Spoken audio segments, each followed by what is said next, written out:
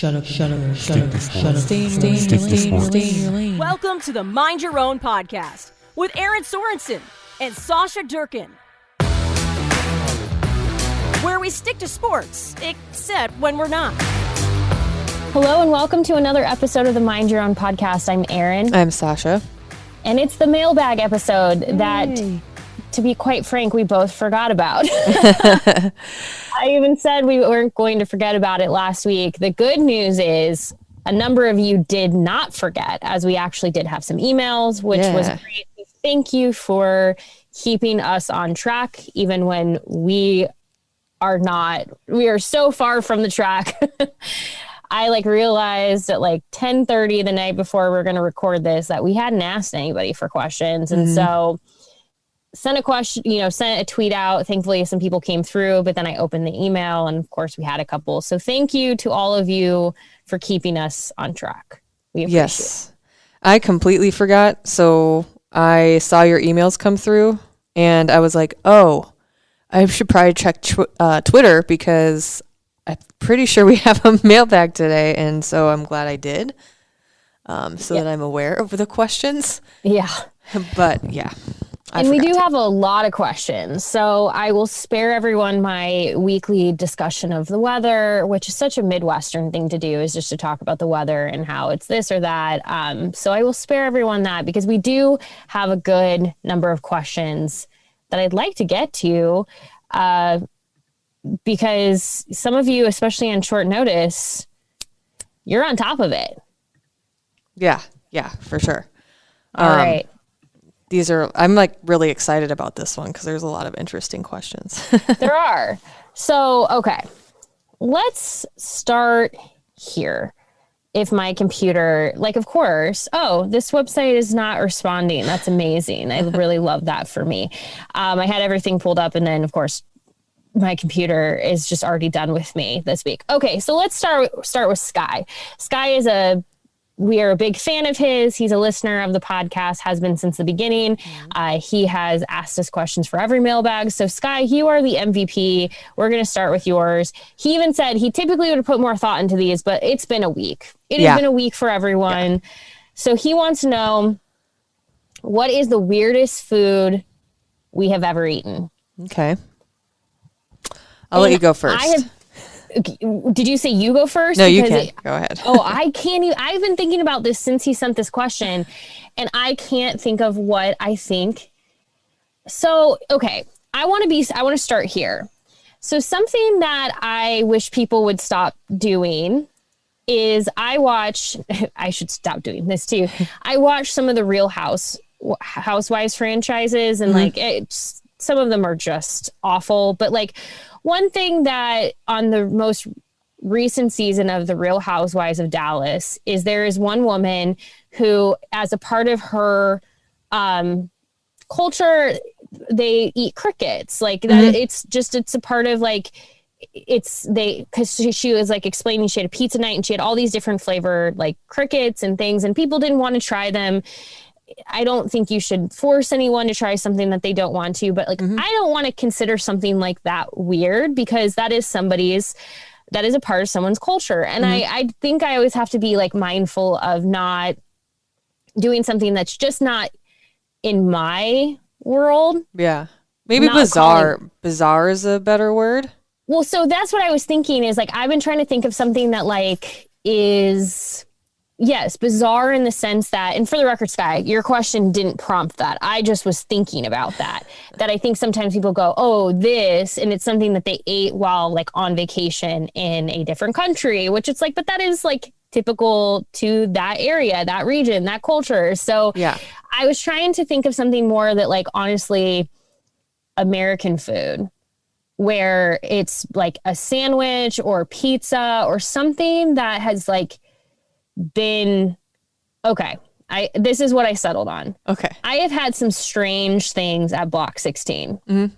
Now they're very good. But they put a lot of things. So the weirdest one that I have probably ever had is their burrito that has a waffle cone inside of it. Okay. Now it's excellent. I'm not saying don't have that and don't keep making it, but it is definitely a bunch of flavors that when I got it because it's like a waffle cone filled with mac and cheese wrapped in a burrito with all of these other things. Mm-hmm.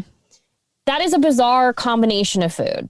It just is. And I love Block 16. And that was a very, very fun, good burrito. And I know why they bring it back for that reason, but it's still bizarre. Yeah, for sure. The first thing that popped into my head when I read this question, because I until last summer, I had never tried them because I don't like weird textures. Like, first of all, when I was growing up, we would always have like white bread with dinner, but we also had canned pork and beans a lot. But my mom would put them all on the same plate really close together. And when bread gets soggy like that, it makes me want to vomit. I bring that up because sardines may be the most bizarre thing I've ever had. Texture wise. I haven't had sardines. They they're taste very salty. They're good, and they have like a buffalo. They have different flavorings for them too. It's not just like oil and sea salt, but I think the buffalo flavor might be my favorite one. But I have to pull this'll. Well, this is a great conversation to have in the morning, but I prefer to pull their spines out because I don't like that part of it, and it freaks me out, like physically chewing on a bone. But I don't mind the taste of them, but they are a little strange. Yeah, texture is a big thing for me. Like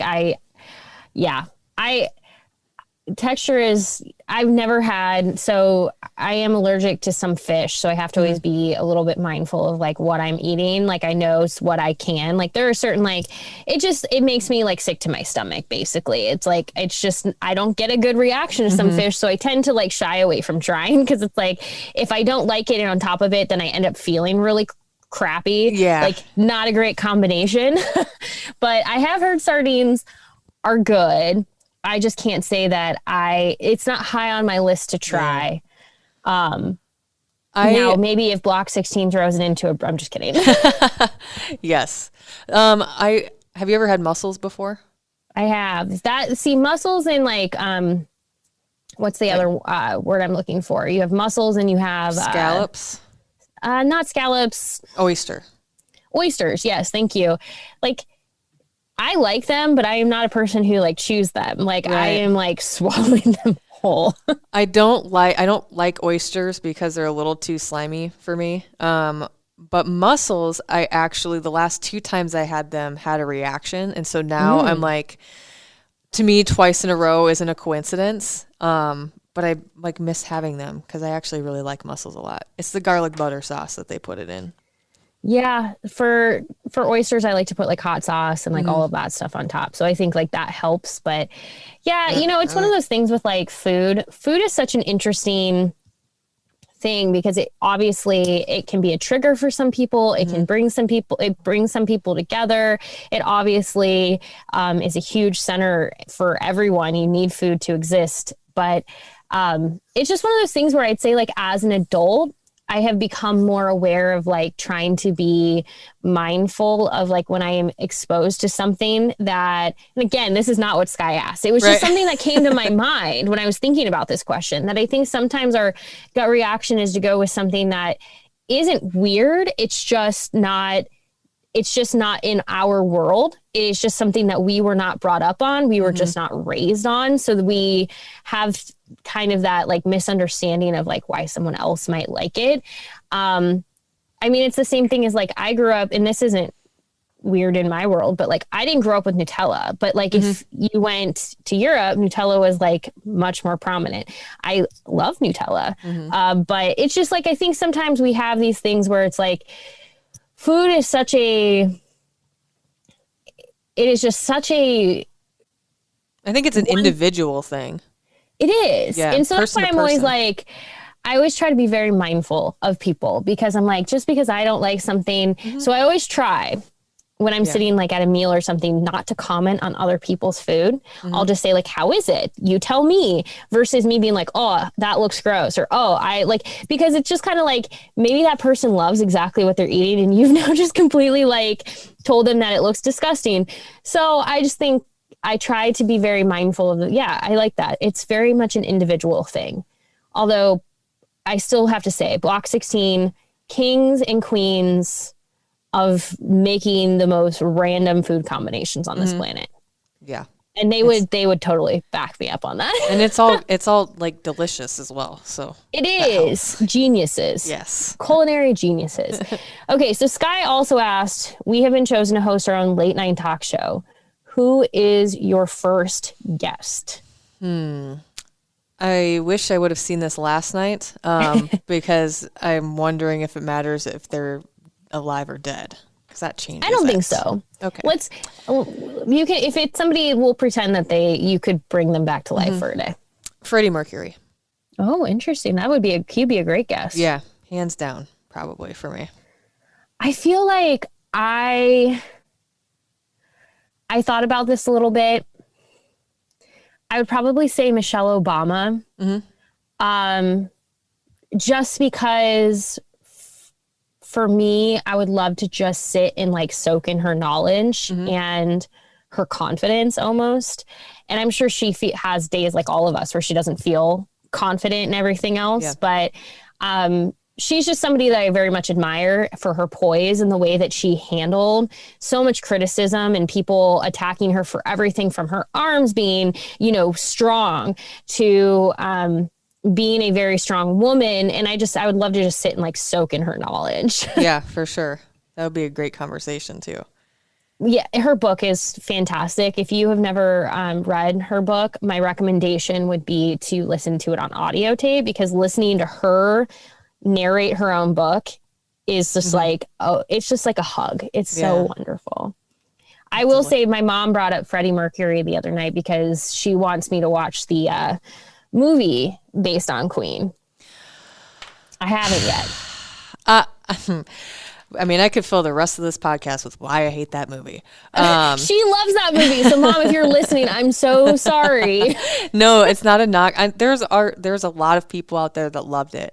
That Rami Malek did a great job. However, editing wise, there's a lot of things that like just were irritating to me. Like, there's like cuts and things like that. But I didn't also like the storyline that they put with it. But I'm also like a huge Queen and Freddie Mercury like nerd. I have a Freddie Mercury tattoo. I have 2 Queen tattoos in total. But I just like him as a human being. Like, I know that there are some, I mean, every single person is a human being and like they do things that are wrong. Like, I don't think that he was perfect by any means, but I would love to just sit down and like talk to him about literally everything under the sun. Like, Queen is on my list of bands that I would have swam across the ocean to go see if it was possible to see them live in my lifetime. Like, and then Led Zeppelin.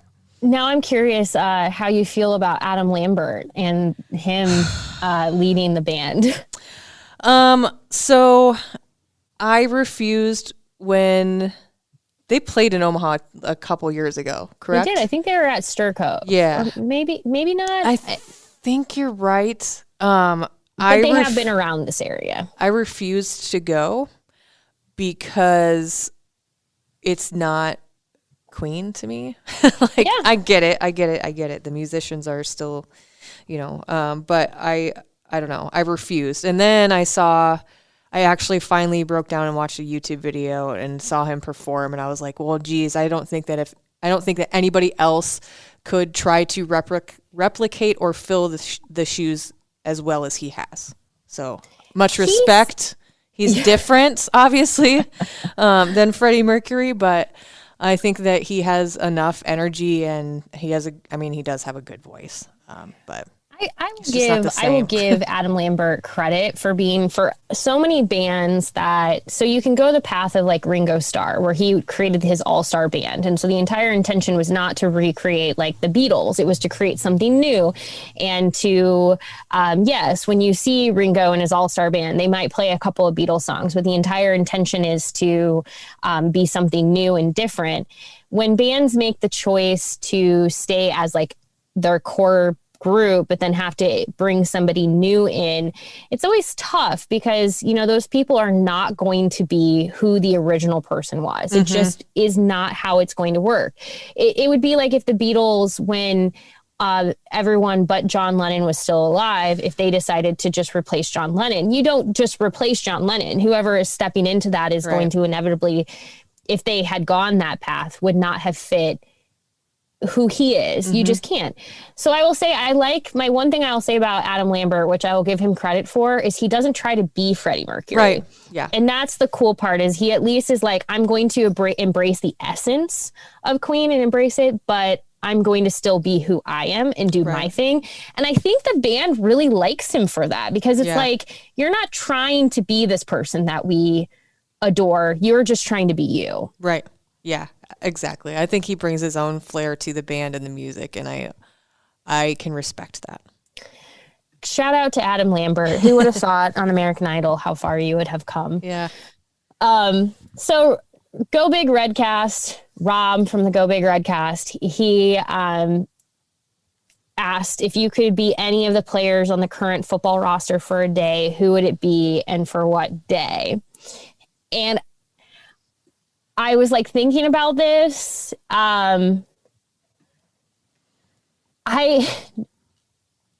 So for the record, Go Big Redcast is on the Herd App Media Network. So you are welcome to listen to their podcast as well anytime you want to. They have lots of perspectives on Nebraska athletics.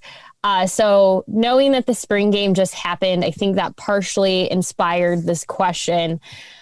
I probably wouldn't switch with any football player because if I could switch with anyone, I would love to switch with like Nicklin Hames on volleyball and like be in her shoes for a day, like to be Lauren Stivrins, and one, just to experience the height and what that is like, but to be as good as they are. If you get to retain their talent in that like switch for a day, it would be like a dream come true for me to be in the role of like a Lexi Sun, a Lauren Stivrins, a Nicklin Hames for a day, and to play at their level and to experience that, because that was something growing up I would have loved to do. Yeah. Another individual would be somebody on Nebraska's cheer team, because I was also a cheerleader and I did try out for Nebraska cheerleading, didn't make it. I will be honest, there was no reason I should have. I had been out of cheering for like a year or two by the time I tried out. So like I was definitely rusty. So by no means should I have made that squad. But I love them. I would love to just like experience a game day in their shoes and just to feel the atmosphere and to be in that spot for just like one day, because I imagine it's just an absolute like rush and thrill. Yeah. So those are kind of like, I think about like, I would love to trade with somebody, and I'm kind of now expanding this into Nebraska athletics, but I think of like somebody like a Kate Smith, who is so good. She's at the top of her game in golf, or a Tristan Edwards in softball, who is just like one of the best hitters, to the point that people don't want to pitch to her. To be in their shoes for a day and to just feel that power, even if they don't feel it all the time, because it's just the life that they live. It would be really fun to experience a day in their shoes if you got to retain their talent in addition for that. So with football, if I had to pick somebody, maybe like Cam Taylor-Britt, because he's such a fun, loving individual that like it would be fun to live a day in his shoes and just like enjoy life. Honestly, like screw you, because that's who I was going to pick if I had to pick somebody. I wouldn't, I'm like in the same boat, I think. I wouldn't want, I don't know. It's not that I dislike these questions. I always have a hard time answering questions like this specifically, because like and this isn't to sound cocky, but I don't want to be anybody else. I have like a certain set of life experiences that like, regardless of like how hard some of them have been, I wouldn't change. But I don't know. That's why I struggle with this question, because I feel like each individual person has their own set of experiences, and I don't know. That's why I struggle with it. Because I wouldn't want to change anything about, my experiences or their experiences. Like Cam Taylor Britt is who I like immediately popped in my head for the same reason that you mentioned. But like, I don't know.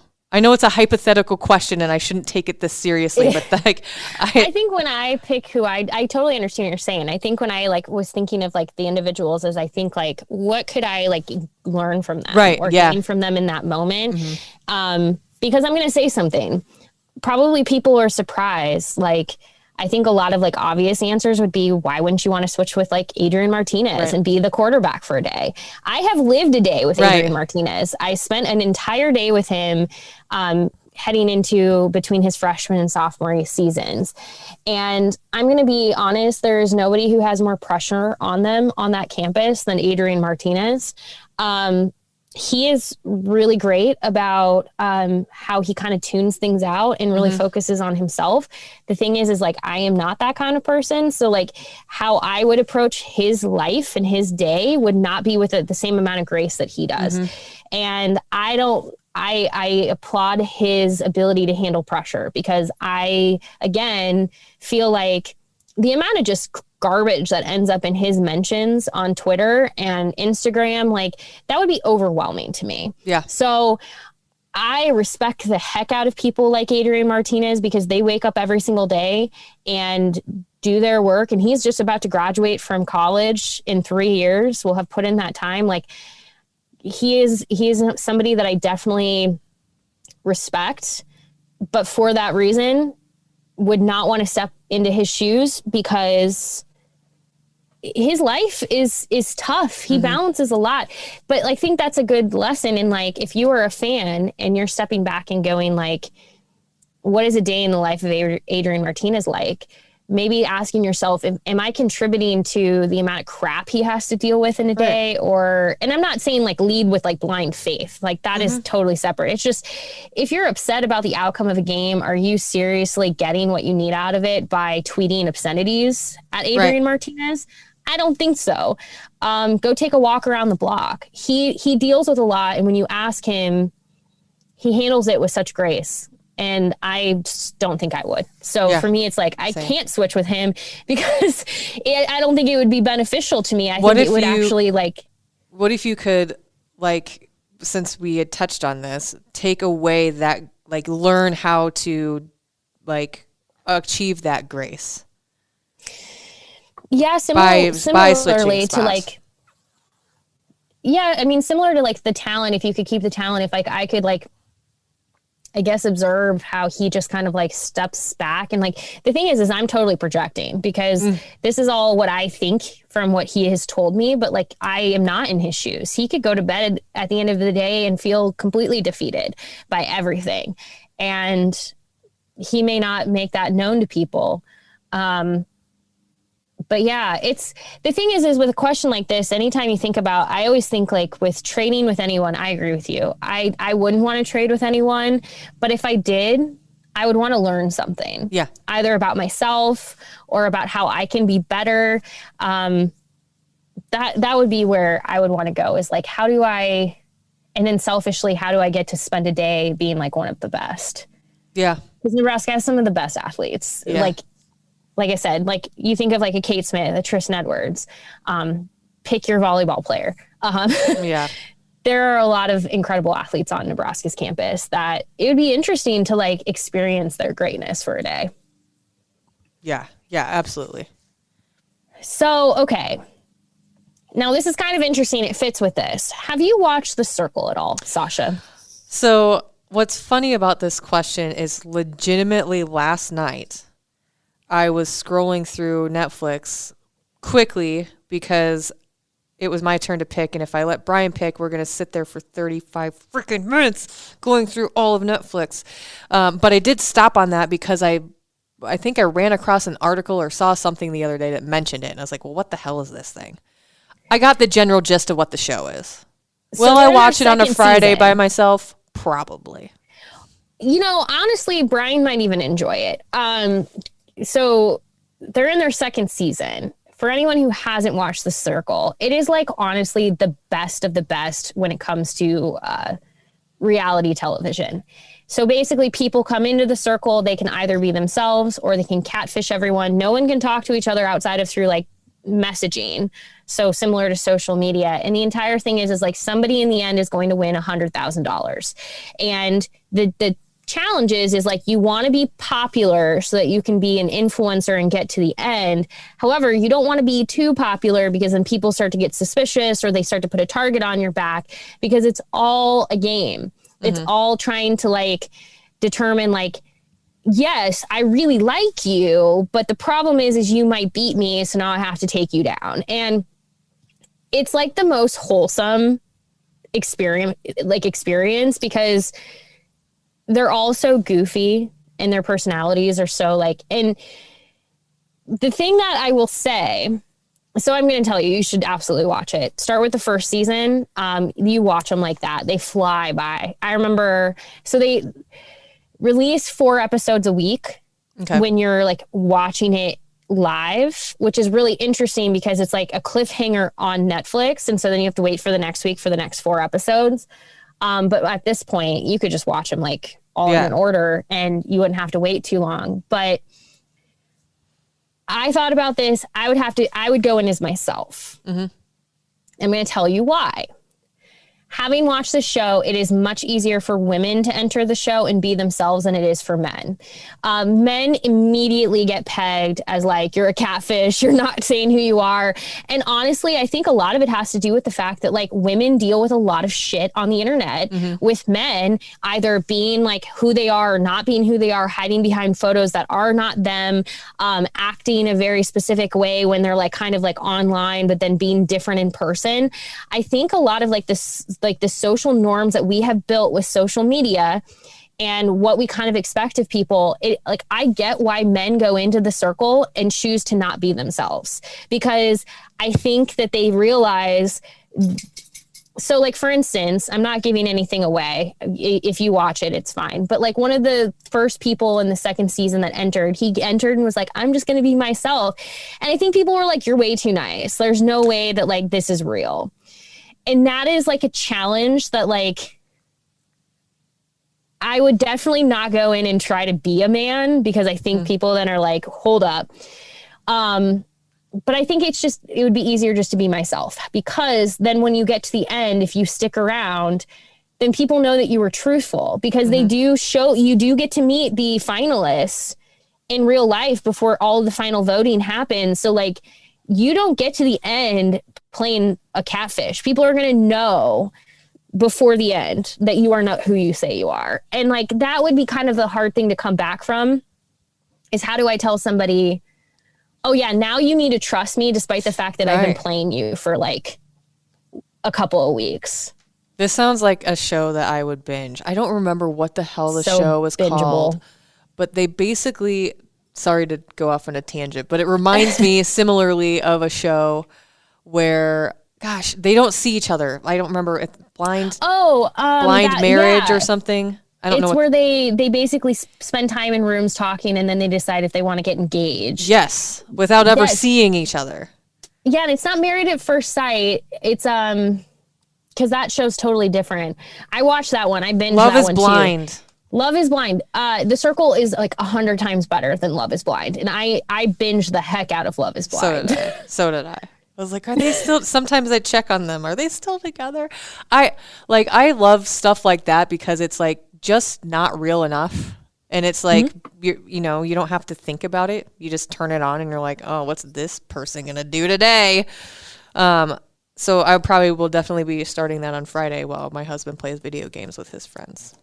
It is just so like the easiest way for me to say it is such an enjoyable show. Yeah. It is just like you do not leave that show feeling bad.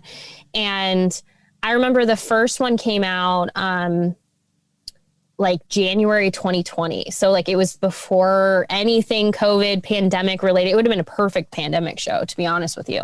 But it was like I kind of had come into that first season about halfway through. So I remember I was able to like binge 8 episodes and then kind of got caught up. And it was just like one of those things where I remember after it thinking there's no way they can do a second season because people will know, but they have found ways to make it, a little bit different so that people cannot come in and suddenly go, oh, I know everything. Yeah. But it is so enjoyable. I would say, so this question came from Marcus. I would say I'd have to go in as myself, just because, one, I'm a terrible liar. I would be awful at trying to be anyone else. But two, I think for women who go into the circle, it is a little bit easier to just be yourself. Now, maybe you tweak an occupation or something like that. But for the most part, like, I would be very much just me. I think it would be the easiest way to do it. It'd be really difficult for me to pretend to be something that I'm not. Like, it like gives me the creepy crawlies, like thinking about, because then I just think about the internet as a whole and how often that happens to other people. And like, there's a whole TV series about it. Yeah. I mean, this season, there have been some interesting twists, but I would say the circle definitely plays at the people who are catfishing. So if you are not who you are, say you are, when they do the games and different stuff, they're definitely trying to get people to notice that you are not who you say you are. So like, that's the other part, is you're not only trying to beat like everyone else, you're also having to beat the game. And that would just be too much for me. So yeah, I want you, we'll check in next week. I want you to watch The Circle. Okay.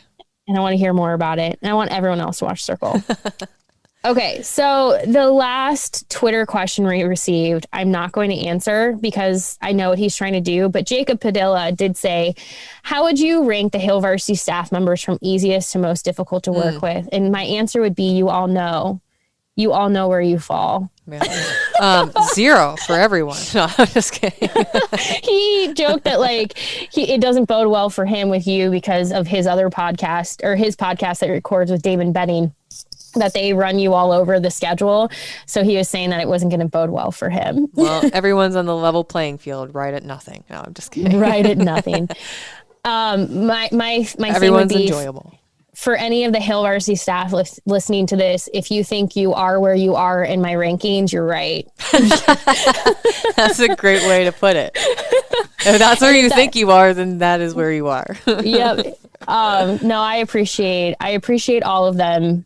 Agreed. And I will say, for anyone who's ever kind of wondering, it is definitely like, this industry is so different. Like, it is not like a traditional workplace. You definitely know people very differently. You spend a lot of time with them, whether it's traveling, talking on the phone, working on projects. This last year has definitely been really, really challenging not to see people in person as much. But it is definitely something like, there is no hiding. Like, there's no like, I'm just going to disappear for an afternoon and no one's going to notice, because when you don't have a big staff, everyone would. So we know each other all very, very well. Yeah. Same here at Hurrdat Media. Yes. All right. So Adam emailed us, and so this is his question. Gave us a general background. He is a general sports fan, follows what is going on in most of the major sports leagues, only really cares about the Nebraska Cornhuskers, has no other teams. So on social media, he only really follows Husker sports, in particular the football and men's basketball teams. He wants to know if the Husker social media graphic design and promotion game is as cool as he thinks it is, or is it basically on par with other comparable programs and franchises? I'm always impressed with what they do, but since I don't follow any other teams, for all I know, they are par for the course. So, Adam, this is a great question, because I'm going to just say, first and foremost, excuse me, I needed a drink to prepare myself. No, I'm just kidding. This is one of those questions where it's definitely subjective, because people have different frames of like what they think is cool and not cool and everything else. I will tell you right now, probably at the peak of the peak, a program that others have been chasing for years, and I'm not talking like 2 years. I'm talking like for the last decade, and people love them and hate them all at the same time, is Clemson. Clemson has some of the best video production in the country. They have some of the best graphic production in the country. They have gotten recognition for this. They they're one where like, here's the thing. There are people who are going to listen to this and they're going to be like, I disagree with you. In fact, I think Clemson is overhyped. I think their work is not as good as they get credit for. The thing I will say about Clemson, and there are other programs in a similar vein to a Clemson, is that they're not afraid to try new things, and they're not afraid to be different, and they're not afraid to step outside of the box. My point here is Nebraska makes cool stuff. Like, don't let me tell you that they don't. The fact that you like it is exactly what they want. They have a fan in you, and that is who they're trying. So at the end of the day, Nebraska is not designing for a Clemson fan. Nebraska is not designing for a fan in Notre Dame's, like, or for somebody who works for Notre Dame. They're designing for you. Yep. The fact that you like it, they have accomplished what they want, and that is perfect. For me, like, if you're somebody who's like, I want to go out and look at like how Nebraska compares to others, I would say Nebraska is more on the safe side of not trying a lot of new things. I think that they kind of play by the book. With that said, I will say that some of the things that Nick Burkhart and the Corn Crib at Nebraska have done with volleyball over this last season have been really, really cool. He tends to push the boundaries a little bit more with volleyball. And I think a lot of that is because Cook wants to push the boundaries a little bit with volleyball. Okay. So like, just as simple as like, there's a drill that they run in volleyball where they put pool noodles up and it basically emulates blocking and getting around blocks. He used those pool noodles to make these really cool, it looked like these colorful filters. It was such a simple thing, but it was so well done. Like, stuff like that stands out to me. But I mean, some of the videos that you've seen that, like, you know, Nebraska football has put out, they're cool, but like, it's probably comparable to things that you've probably seen at other schools. But the thing is like, they don't need to go push those boundaries on everything, because they know that, like, they're not trying to sell this to everyone. They're selling it to you. They're selling it to their very loyal fan base is what they're selling it to. And now we could sit here and say, like, but what about recruits? And that is 100%, like, recruiting is a big thing. But if recruits think it's cool, then it's cool. Like, because I'm now like looking at I'm looking at Clemson. Clemson, oddly enough, was like one that has always been really, like I said, people get really fired up about, because they either really agree or they really disagree.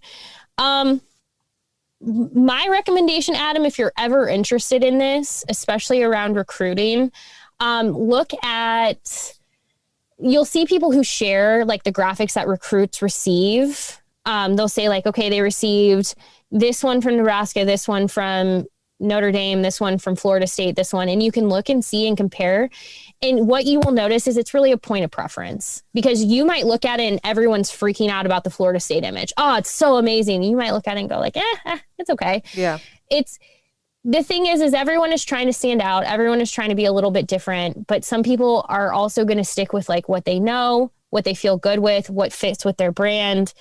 And everyone's going to fumble a little bit. Yeah.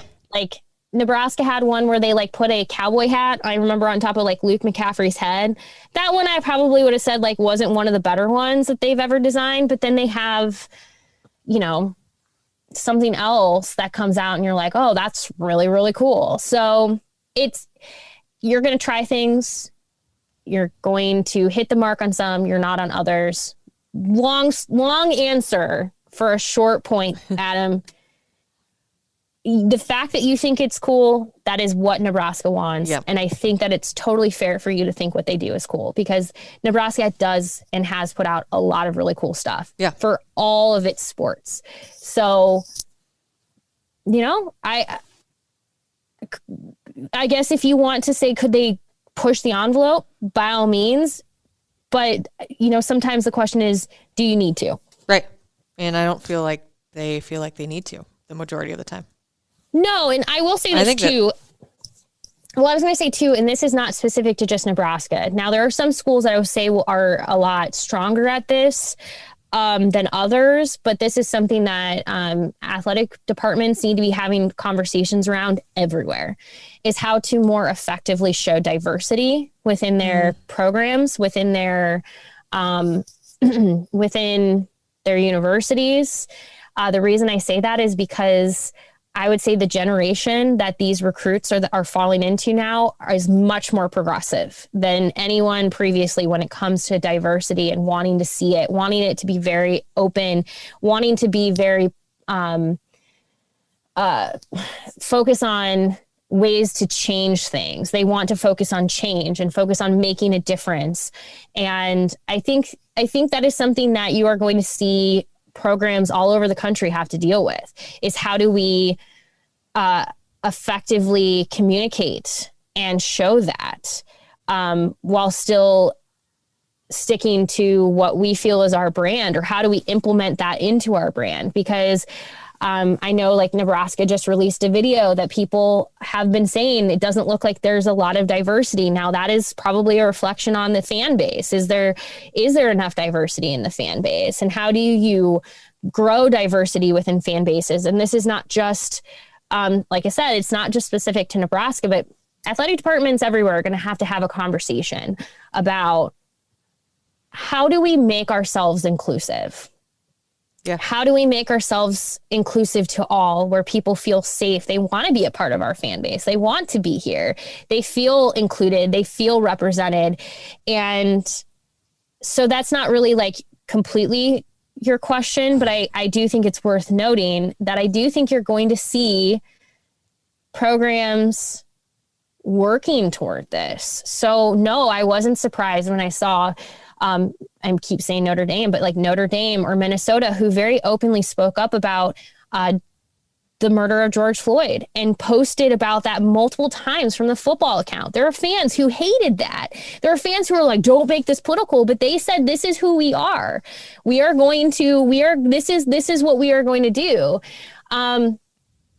It'll be interesting to see how this continues in college athletics, especially as departments work through where their voice is, because their voices are going to matter. And that's actually a piece for recruits, where recruits are going to want to know. So when we talk about what's cool and what's not, recruiting drives the bus on a lot of this. So the fact that you think it is cool is one step. What do recruits think is the next? For the rest of us, we're just here. Yeah. Yeah.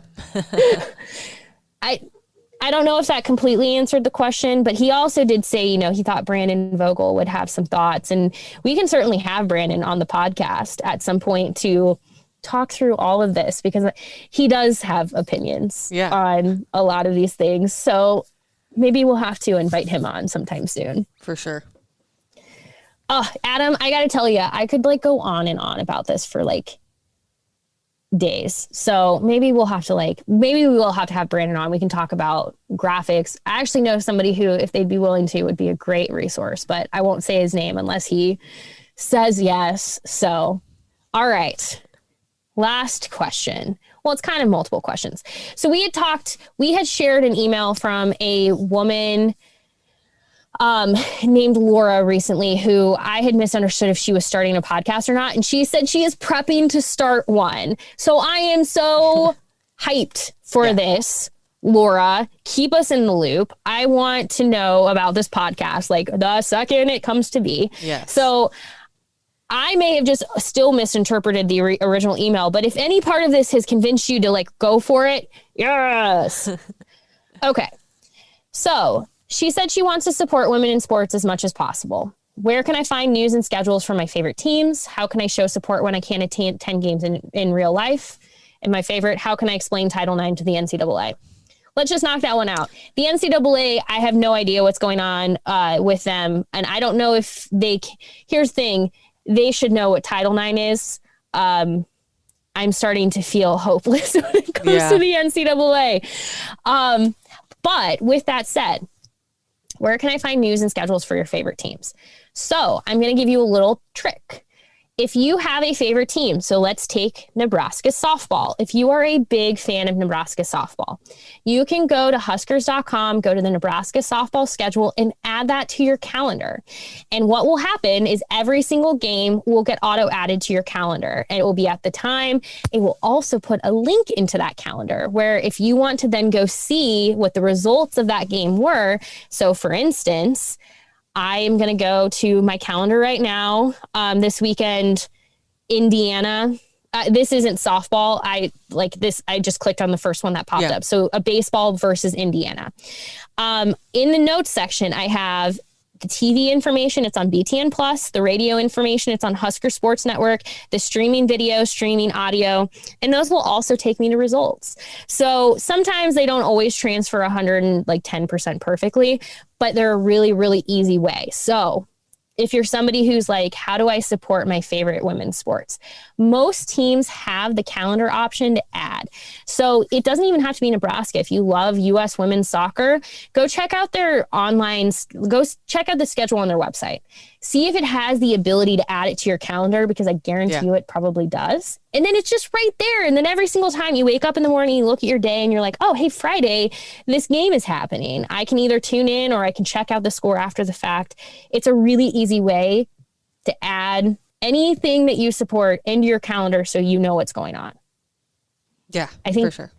That would be my big right. That's the tip that I do. That's the easiest way for me to keep track of everything that I want to keep track of. Because it's a lot. It can be a lot. And like even setting up, like I've had in the past, for the record, I've had like Google alerts and stuff. It's not easy to do that. So that would be my recommendation. Go to the calendars, add them to your own. You can check in on them as you go through the week. You can certainly set up a Google alert, but my recommendation would be doing the calendars and adding those schedules. Yeah. How can you support when you can't attend games in real life? If you're on social media, sharing things sharing their tweets. For instance, I'm going back to softball again, but softball this weekend, Nebraska softball swept Maryland. Was it?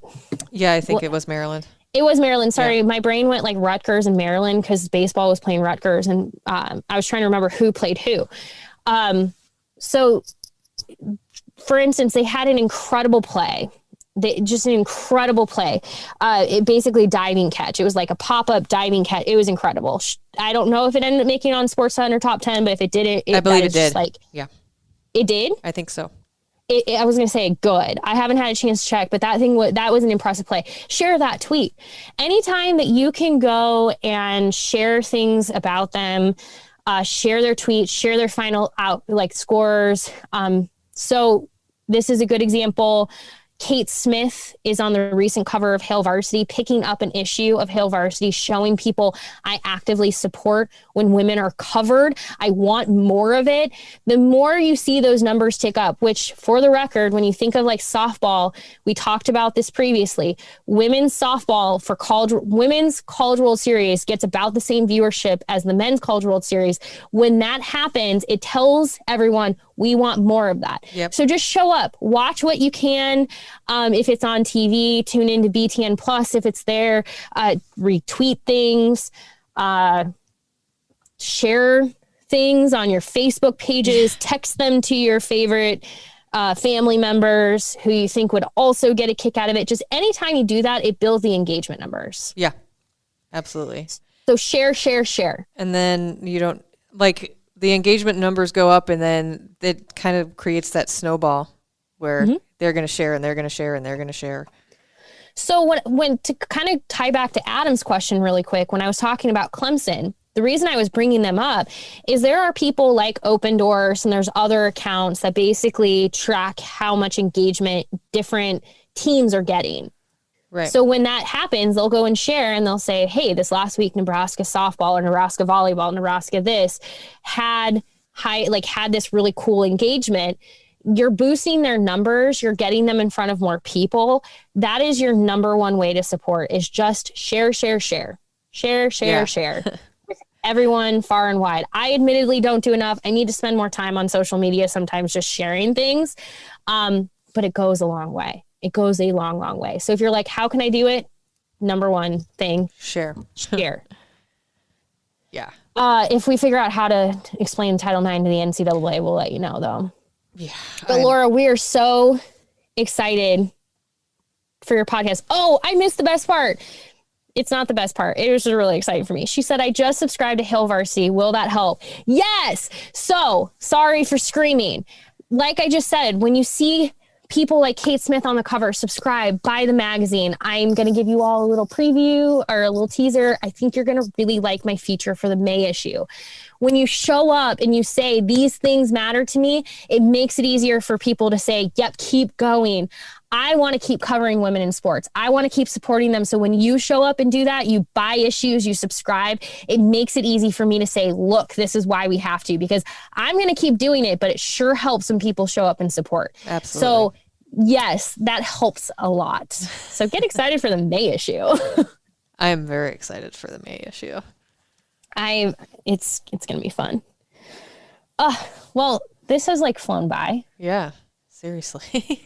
I always feel like Sasha is such a sport for me because like I just go on tangents and just like rant for all of our time on these podcasts. So I appreciate you just letting me do that. Hey, it's therapy, remember? It is so much therapy.